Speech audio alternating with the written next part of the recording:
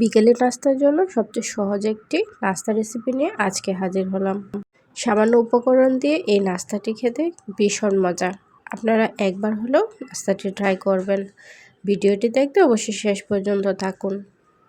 আমি এখানে 1.5 কাপের মতো ময়দা নিয়েছি, তাতে দিয়ে দিব কালো জিরা। এটা কিন্তু অপশনাল, আপনারা চাইলে দিতেও পারেন, না দিতে পারেন।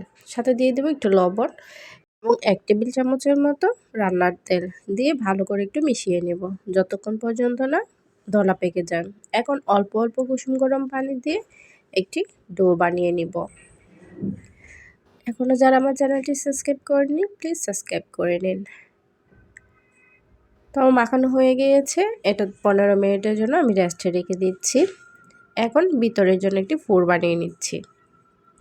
আমি এখানে গাজর একদম কুচি করে নিয়েছি আর নিয়েছি সেদ্ধ আলু গ্রেট করে, দুটোই আমি গ্রেট করে নিয়েছি।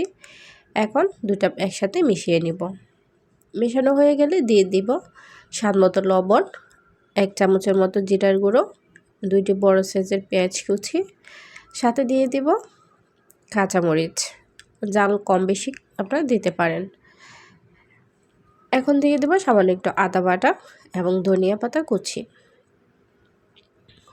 অবশ্যই নাস্তাটা ধনিয়া পাতা কুচি দেওয়ার চেষ্টা করবেন, খেতে কিন্তু অনেক মজা হয়। এখন দিয়ে দেব 1/2 টেবিল চামচের মতো গরম মশলার গুঁড়ো। তো আমার পুরটা রেডি হয়ে গিয়েছে। এখন আমি একটি চুলায় 1 টেবিল চামচের মতো তেল দিয়ে নিয়েছি।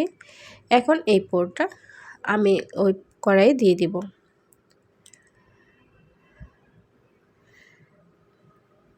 যখন হাফ হয়ে যাবে তখন তার মধ্যে দিয়ে দেব একটি ডিম। আপনারা চাইলে এখানে সেদ্ধ ডিম কুচি করেও দিতে পারেন, কিন্তু আমার কাছে এভাবে দিলে অনেক বেশি টেস্টি হয়। তো এই তো আমার পুরটা রেডি হয়ে গিয়েছে, অল্প আছে কিন্তু সেদ্ধ হয়ে গিয়েছে। এখন আগে থেকে করে ময়দার ডোটা দিয়ে আমি বড় সাইজের একটি রুটি করে নেব। রুটিটা দেখেন একদম পাতলাও না একদম মোটাও না, মিডিয়াম রেখেছি।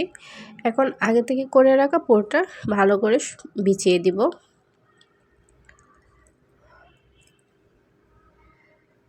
এখন রোলের আকারে আমি এটাকে রোল করে নেব। আপনারা কম বেশি অনেকেই নাস্তাটা খেয়েছেন, কিন্তু আমার মতো একদম সহজ নিয়মে নাস্তাটা করে দেখুন, এটা কিন্তু অসাধারণ। আপনারা একবার বানালে বারবার বানাতে ইচ্ছে করবে। আমি 2 সাইডে একটু পানি লাগিয়ে নিচ্ছি যাতে সুন্দর করে ফোল্ড হয়ে যায়। তো এই তো আমার হয়ে গিয়েছে। এখন একটি চাকু দিয়ে আমি 5 পিচ করে নেব এটাকে। তো সবগুলো কাটা হয়ে গেলে আমি এটাকে মাঝ বরাবর একটু স্পেস করে নেব।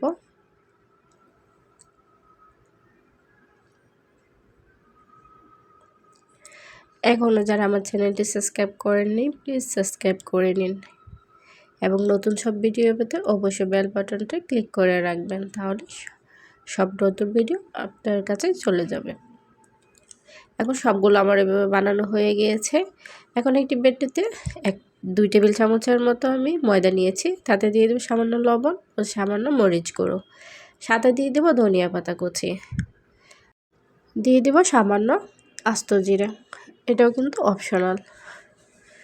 এখন অল্প অল্প করে পানি দিয়ে আমি একটি পাতলা ব্যাটার বানিয়ে নিব, যাতে করে আলুর পুরটা আমি এটার মধ্যে দিতে পারি, তাহলে ভিতর থেকে আলুটা বের হয়ে আসবে না।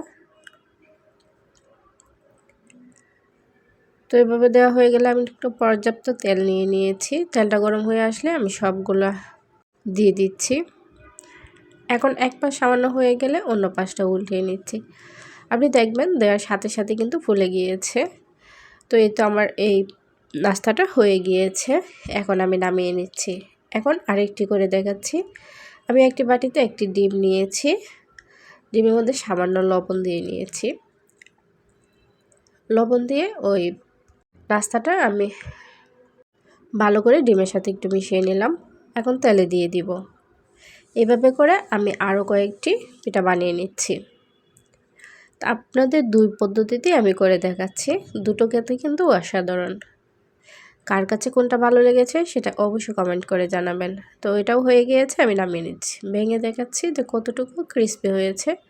আপনি কাছে থেকে না দেখলে বুঝতেই পারবেন না। তো তো কেমন হয়েছে অবশ্যই কমেন্ট করে জানাবেন এবং পাশে থাকার জন্য সবাইকে অসংখ্য ধন্যবাদ। আল্লাহ হাফেজ।